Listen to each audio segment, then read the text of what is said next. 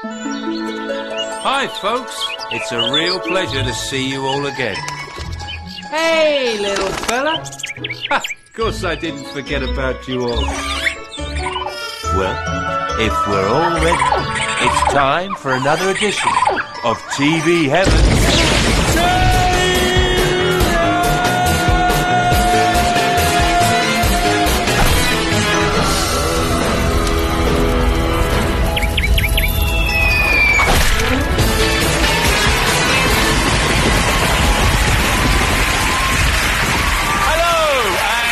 Welcome to TV Heaven, Telly! Yes! It's catching on! Now, joining me tonight is a comedian, a TV presenter, a film actor, a DJ, an author and a racing car driver. How he finds the time to do all those amazing ice sculptures, I'll never know. Please welcome Jimmy Carr!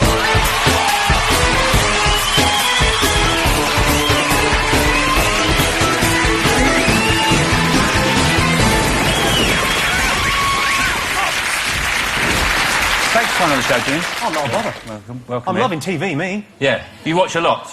I watch so much TV. Whenever I'm not appearing on TV, I watch TV. I suppose it's not that much, really. Yeah. Thinking about it, I am on most of the things. Yeah, because you wouldn't really call you a recluse, would you? It's not a rare appearance by Jimmy Carr. I'll have a go. Okay, well, let's have a look at your first selection. It's something you love. Flavour of Love. Starring Flavor Flav. Tell us about this show. It's amazing. But basically, at its core, it's a love story. It's a prince searching for his princess. But also, it's the best reality TV. This is reality TV turned up to 11. Well, for any of you who's never seen or heard of this, which is probably most of us, here's a taste of Flavour of Love.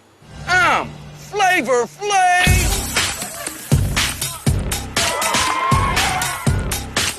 I put 20 girls in my crib, and I dated them all, trying to find the right one for your man. He is so cute. I was gonna grab his face and go, ah!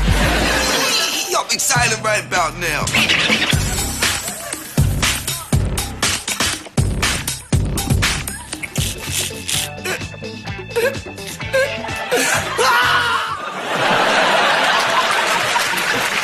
It's short. My only problem with it is it's called Flavour of Love. It should be called Walking with Slags.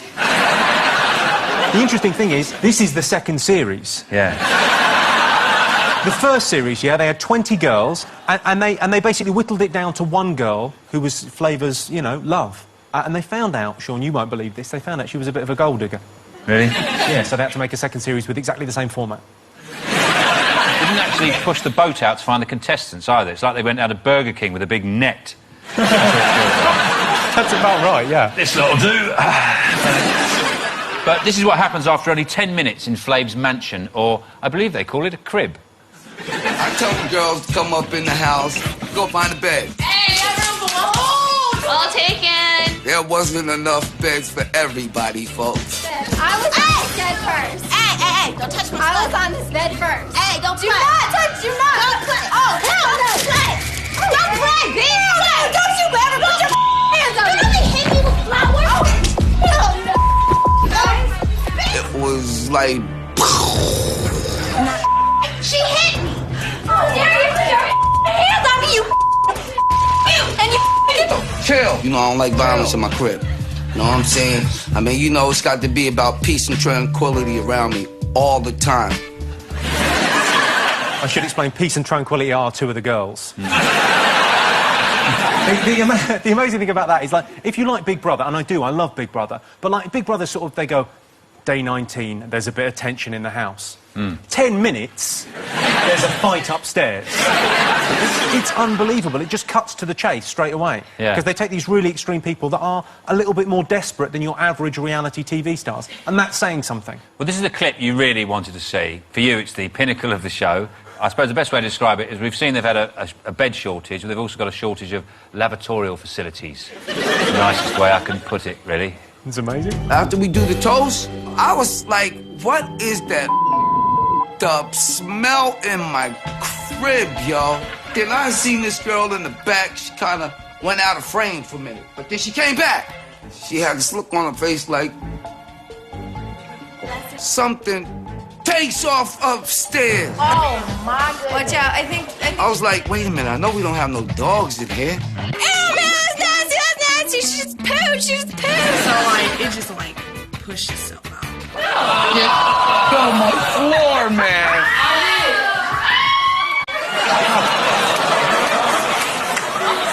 That's amazing. If you want reality TV, that's reality TV. They're filming a little bit in the hallway and something goes, which is her name, something. She has a little poo in the hall and then runs upstairs. It should have been called Allbrand. But I'm fine. You love that. You actually love that moment, because I would watch that and I'd go, oh my God. Do you know what I love about that? Have you never seen Brideshead Revisited? Do you know what I love about that? I love the fact there was an elimination on the show that week. She didn't get kicked out. Yeah. Another girl did something worse. Yeah. That's a proper TV show. Yeah. Yeah, but I mean, you know, TV in the UK's had its moments. We had Kinga do the thing with a wine bottle. Yeah. I was disgusted. Red wine with fish. What? But... and you've got to remember as well, we're like, that's about 35 minutes into episode 1. We've had a fight and someone has defecated in the hall. And it only gets better as you get to know the characters as you move through. It's brilliant. Did you know what she got thrown out for in the end? In the end, I think it was the level of violence that she brought to the party, because she bitch-slapped a lot of people. I mean, the one thing that would make me say something is not the woman of my dreams is the fact that she hits everything that moves. Right. So it's not the fact that she has a crap every time you speak for more than a minute. Would you like to do a show like this? It's in the pipeline. Right. OK, we're going to move on now to Telly Hell, and it's someone you can't stand. It's this man, Derek Acora. What do you hate about this fella? Oh, God, he's just awful. It's that kind of famous G.K. Chesterton quote of, you know, if people don't believe in anything, they'll believe anything. And this guy's just... He's awful at it, in my opinion. He's clearly kind of, you know, people that say, oh, he's acting. He's terrible. He's beyond reproach. Well, we've got a clip of him here. He's trying to communicate with a frightening presence in an old theatre, and it's not Andrew Lloyd Webber. Arnold.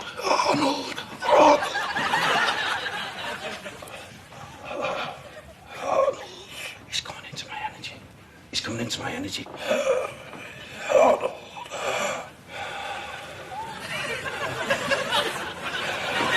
You'll never forgive him. I'll never forgive him. I will never forgive him. Jealous of my talent. He always was and he always will be. How dare he? How dare he? He took my life. For jealousy? Yes. What was he jealous of? Of my acting. If you take away the cameras, I'm just saying it looks a lot like a schizophrenic. Have you noticed as well, he does lots of people. He goes around the country and he goes into haunted places and he channels their spirits. And it doesn't matter whether they're a teenage girl or an 80-year-old builder. He goes, oh, I can feel it. Yeah. It's the same voice for all of them. Yeah, it's almost as if he's a one-note performer. Yeah. Have you noticed when he kind of does it like that as well? Like you could read the notes, but he couldn't read it because he's a ghost. What are you talking about? You're an idiot. He's looking at... my name is Alan. I was an actor. They're jealous of my talent. No one's jealous of your fucking talent, mate. And the amazing thing is he goes, I was born in 1737 and I'm 38 years old. And the guy goes, what year is it now? And he goes... for ages, because he can't work it out. Yeah. He should have just gone, I was born in 1700 and I'm 50. If you're going to make it up, make it easy. That's my point. Sorry, that's nitpicking. I think he's a horrible, horrible man, but he could make it easier for himself. He's not great at mental arithmetic. The thing about this is the perfect con, because you can't prove it and you can't disprove it. Well, but the benefit of proof is on him. If he says there's definitely ghosts out there, we'll prove it. The benefit of proof is on them. It's not on me to prove that hold on a there minute, aren't. Timmy. I mean, that's all he has to do. I mean, as soon as he's going, oh, Odds Bodkins. What the fuck is going on? Odds Bodkins is here. Yeah. Yeah, yeah. No, that's It's just something I say. That is part of Is it... I'm sorry, but is this you or Odds Bodkins? No,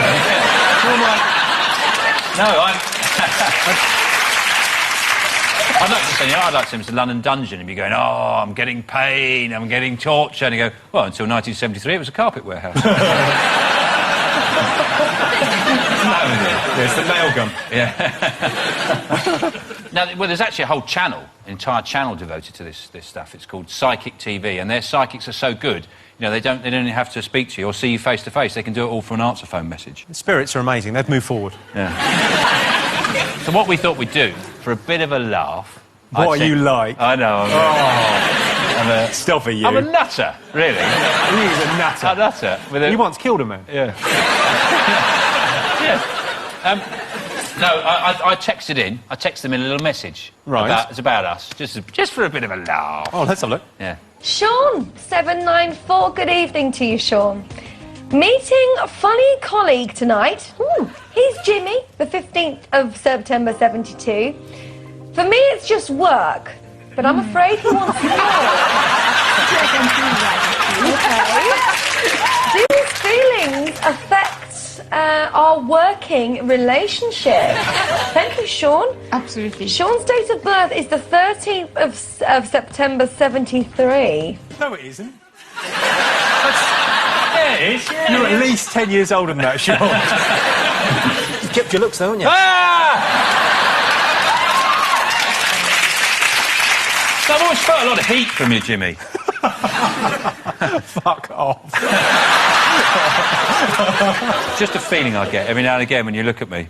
It's just so intense. I feel like I'm having... Yeah. Just does that every now and again. I feel like I'm having... Honestly, Sean, I don't know what you're talking about. I like the fact you've probably never done that before.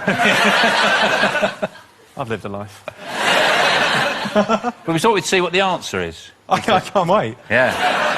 To be honest with you, this guy, when he sees you, he really feels very attracted to you, It's very flattering, I suppose, but for you, it's a nightmare because you can sense that it's more than just being friendly.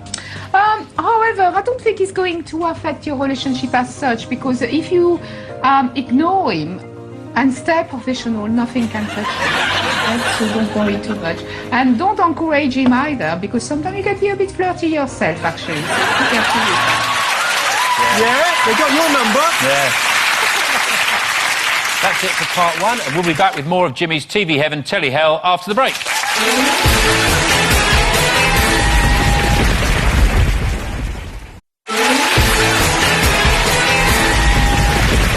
Welcome back to TV Heaven, Telly Hell. Tonight I'm joined by Jimmy Carr, who's sharing all he loves and hates on the box. And next up is someone you really admire. He's Britain's answer to David Hasselhoff. Jeremy Clarkson. He's amazing. Yeah. You love Jeremy Clarkson. Yeah, I love him. I love the shows he does. He's brilliant. He's like a 14-year-old boy trapped in a man's body, not the Gary Glitter way, obviously. And it's sort of, I think the great thing about it, I think the reason he's so popular, especially with men, is I think he sort of connects you to you when you were 14. He's sort of like you, he connects you to sort of you as a young man, and kind of just going, yeah, things are great if they make loud noises and go fast. We've got a classic clip here of him driving and shouting, and everyone likes Top Gear, even me, and I hate it. This car goes like nothing you can possibly imagine. If you can change gear fast enough, it'll do 0 to 60 in 2.9 seconds. I have never ever driven anything that accelerates so fast! It's so quick, it can destroy your entire face.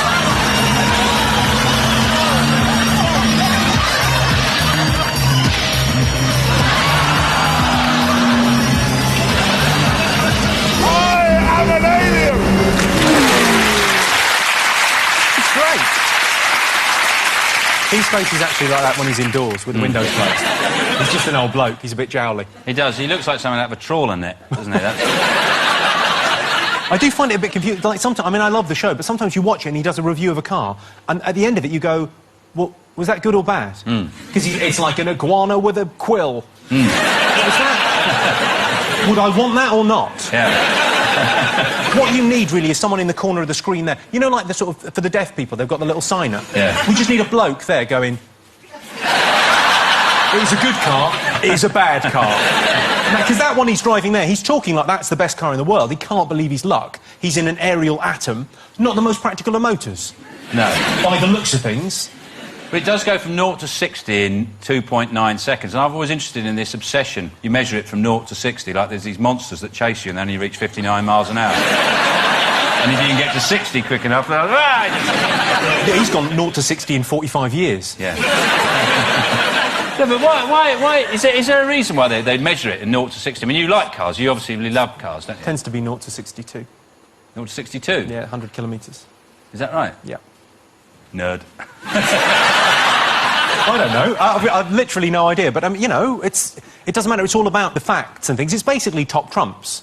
They go out every week and they could just go, right, we've got 3 sports cars to test. This one's the best. But they don't.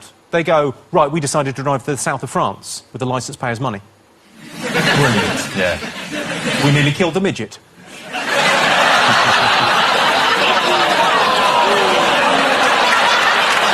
They did nearly kill a midget. It's all right. Richard Hammond would be fine. You know, he comes from a family of people, you know, his father was shot out of cannonballs and... Yeah. And that was his fault. Anyway, he can't drive a jet car. I mean, anyone can drive a jet car. You know what the problem was? What? Little feet couldn't reach the brake. It's in the health and safety report. There should have been 2 of him in a raincoat. It would have been fine if they'd done it the old-fashioned way. Yeah. But as I said, you know, I like Top Gear and I hate it at the same time. It is a really well-made show, but I don't really like cars and they get on my tits. So it's quite difficult. So I'm watching it going, wankers, it's good, this. Well, we've got a classic piece of Clarkson here. He's reviewing a 312,000 Mercedes SLK. Listen to that noise! Sounds like the god of thunder. Gargling with nails. Now, the SL is a quick car, in the same way that I'm good with a tin of beans. But this is Gordon Ramsay. This is the full 626 brake horsepower Morel Mushroom. This is a supercar.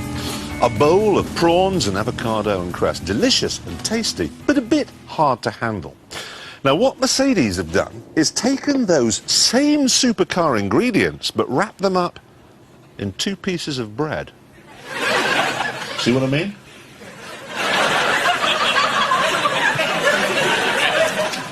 It's a prawn and avocado sandwich. That's a good example of when Clarkson goes a bit too far, because I'm not quite sure what I'm meant to do with that information. Should I buy one? If I don't like prawns, is it not the car for me? What if I'm Jewish and I can't eat prawns? That's frustrating. And he's basically said they've made it sandwichy. Yeah. I like the way in the presentation style, he does emphasise every word, you know.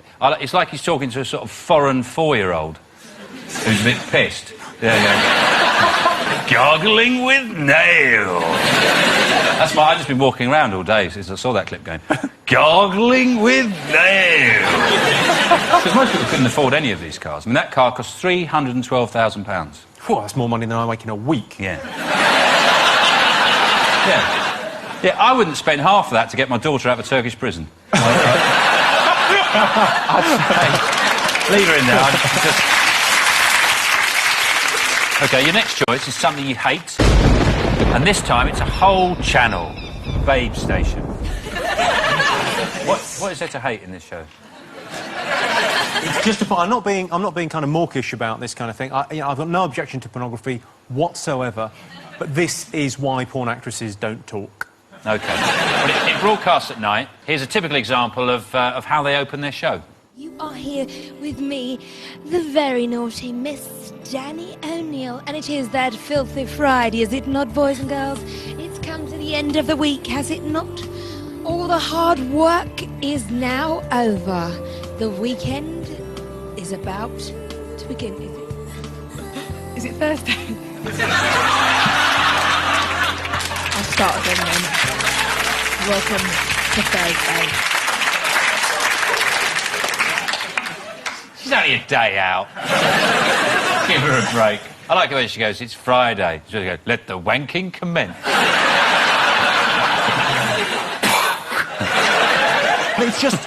It's just so inane. It's just these women talking for hours and hours and hours. And if you trip across it when you're going through the Sky channels, it kind of is strangely mesmeric.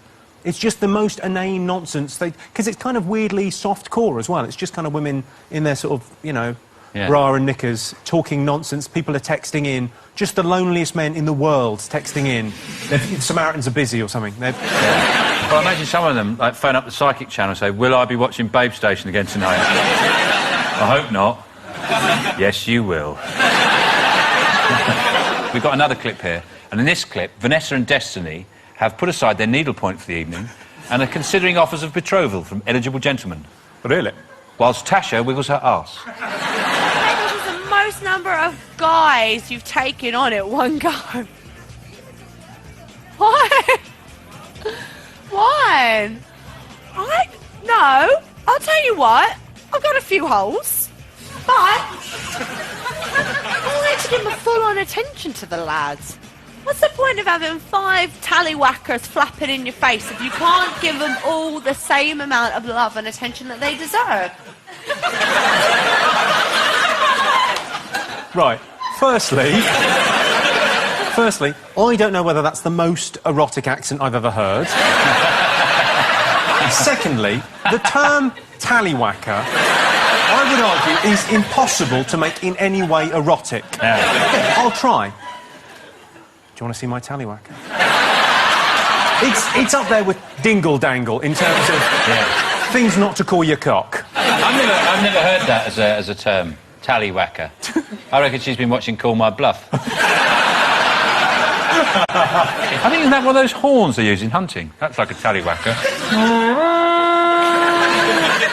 Don't do that to my tallywhacker, Sean. We're just good friends, Sean. Yeah, I think, you know, they should have a male version of it, shouldn't they? Just for, I mean, would women want to phone in and just chat to a bloke? Do you know what, Sean? No. No? Do you know what they want, Sean? To be in his pants. They'd want to phone in and have a man just listen.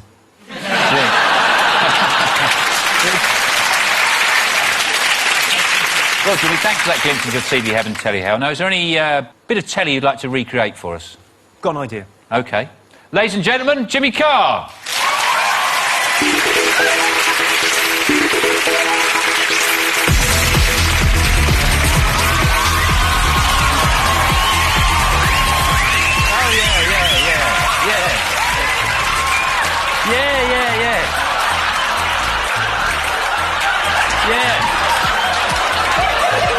Yeah, do me on washing, yeah, I love housework, yeah. Well, I'm a Sagittarius, so I love giving massages. Right, well, perfect night for me would be a bottle of Chardonnay and a Friends DVD. Shall I stroke my bear? Oh. She's gone. Come on, Jimmy. I'm doing all the work today. I'm not getting my tallywhacker out. Well, just something. I'll take my cravat off. Yeah, that'd be good. That'd be a good start. You know you're showing just a little bit of brain